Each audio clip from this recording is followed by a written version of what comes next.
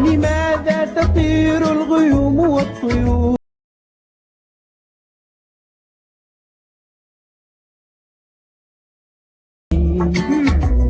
لما السماء تعلو فوق الأرض والبحور؟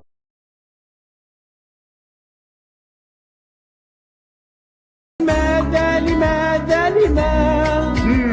سؤال صعب، سؤال صعب، سؤال يراودني.